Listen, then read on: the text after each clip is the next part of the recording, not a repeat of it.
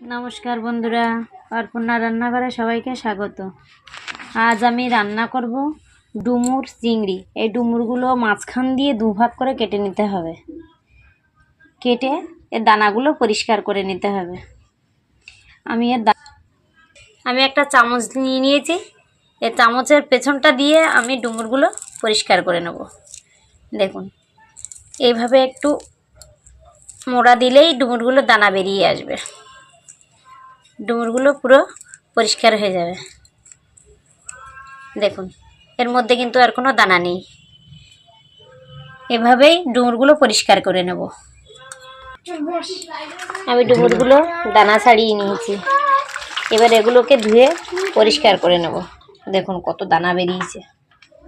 দেখুন বন্ধুরা, আমি ডুমুরগুলো কেটে ঝুড়িতে করে ভালো করে ধুয়ে নিয়েছি, ধুয়ে পরিষ্কার করে নিয়েছি। আর এখানে আলু কেটে নিয়েছি। এবার মশলাটা করে নেব। মশলাটা রেডি করব আর চিংড়ি মাছটা কেটে নেব। দেখুন বন্ধুরা, আমি মশলাটা রেডি করে নিয়েছি। এখানে চিংড়ি মাছ কেটে রেডি করে নিয়েছি। আলুটা আমি এখন ভাজা বসাবো। আলুটা একটু ভেজে নেব। আর এই যে ডুমুরটা, কড়াইতে পরিমাণ মতো তেল দিয়ে দিচ্ছি। সব কিছু রেডি করে নিয়েছি। এবার আলুটা ভেজে নেব। তেলটা গরম হয়ে গেছে, আমি আলুটা দিয়ে দিচ্ছি।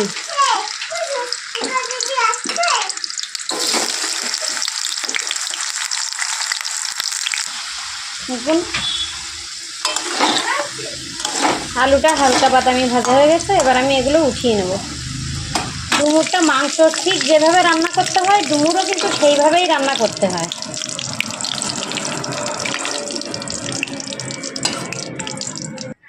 আমি তেলটা একবারে দিয়ে দিয়েছিলাম। এবার এর মধ্যে পেঁয়াজটা দিয়ে দেব।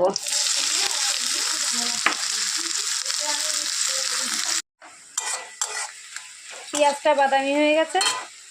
এবার আমি এর মধ্যে দিয়ে দিচ্ছি রসুন।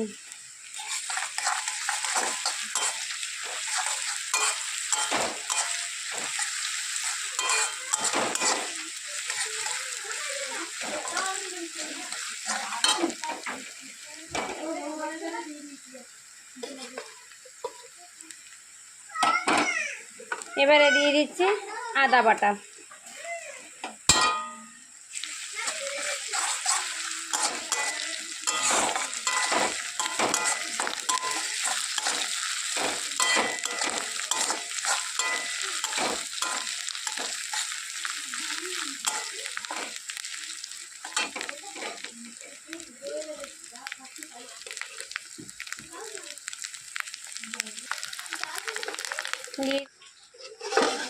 এবারে দিয়ে দিচ্ছি ধনে বাটা আর জিরে বাটা।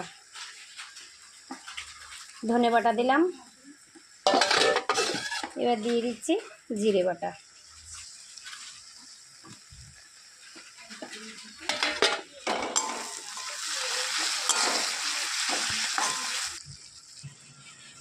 মশলাটা ভালো কষা হয়ে গেছে।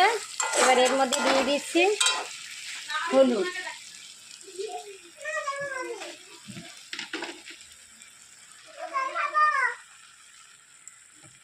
দিয়ে দিচ্ছি নুন সামান্য দেব, কারণ লঙ্কা বাটার সময় নুন দিয়েছি। শুকনো লঙ্কা বাটার সময় যদি নুন দেওয়া হয় তাহলে লঙ্কাটা তাড়াতাড়ি বাটা হয়ে যায়, খুব সহজেই বাটা হয়। ওই জন্য নুন কম দিলাম। এবার এর মধ্যে দিয়ে দেবো চিংড়ি মাছ।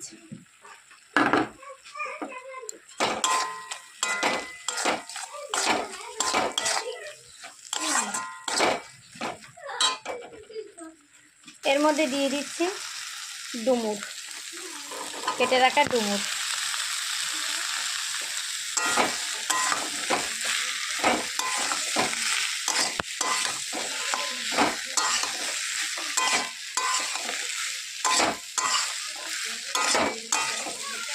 এটা এবার ঢাকা দিয়ে দিয়ে কষিয়ে নেব। ঢাকা দিয়ে দিলাম।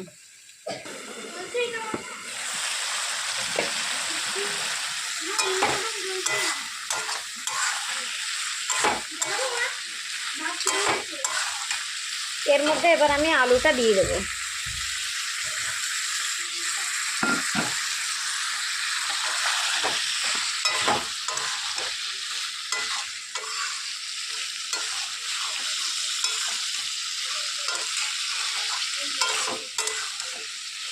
আবারও ঢাকা দিয়ে দিয়ে কষিয়ে নেব। ঠিক মাংস যেরকম কষাতে হয়, ডুমুরটাও ঠিক সেরকম কষিয়ে রান্না করতে হয়। আবার ঢাকা দিয়ে দিলাম। চাপ দাও। ঢাকনাটা উঠিয়ে আবার একটু নেড়ে চেড়ে দেবো, যেন তলায় না লেগে যায়।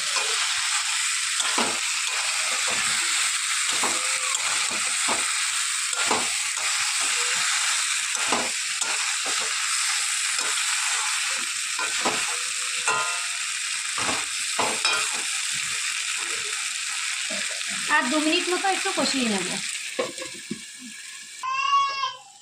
ঢাকনাটা উঠিয়ে দেখুন, রান্নাটা কিন্তু তেল ছেড়ে দিয়েছে। সাইড দিয়ে তেল উঠে আসছে, মানে কষানোটা ভালো হয়ে গেছে। আমি এবার এর মধ্যে উষ্ণ গরম জল দিয়ে দেব।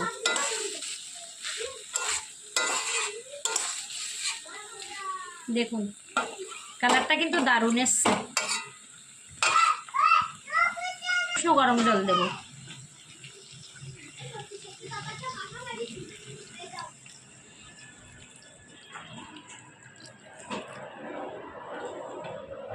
অল্প জলেই রান্না করব। ডুমুর বেশি জলে রান্না করা যায় না, ভালো লাগে না।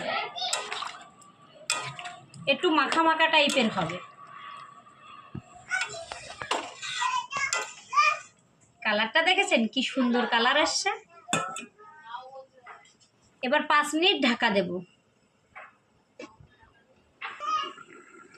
একটা তেজপাতা দিয়ে দিচ্ছি।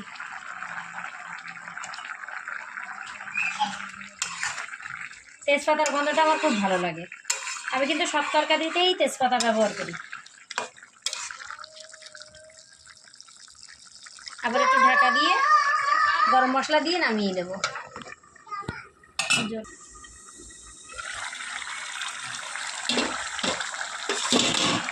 দেখুন বন্ধুরা, আমার রান্না কিন্তু প্রায় কমপ্লিট। এবার একটু গরম মশলা দিয়ে, গরম মশলার গুঁড়ো দিয়ে এটাকে নামিয়ে দেব।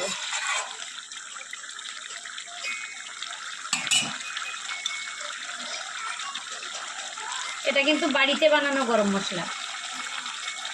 এটাতে আমি বাড়িতে গুঁড়ো করেছি কাঁচা গরম মশলা। দোকানের কেনা মশলা আমি খুব কম ব্যবহার করি না বললেই চলে।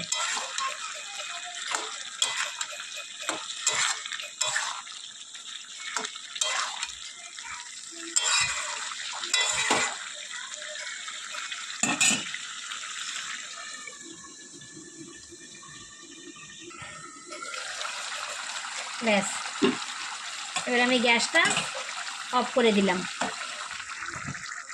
রেডি হয়ে গেছে ডুমুর চিংড়ি। এইভাবে একবার বাড়িতে বানিয়ে খেয়ে দেখুন, সত্যিই খুব ভালো লাগে ডুমুরের তরকারি। ডুমুরের উপকারও আছে, ডুমুরে কিন্তু প্রচুর আয়রন। এটা খাওয়া কিন্তু খুবই ভালো।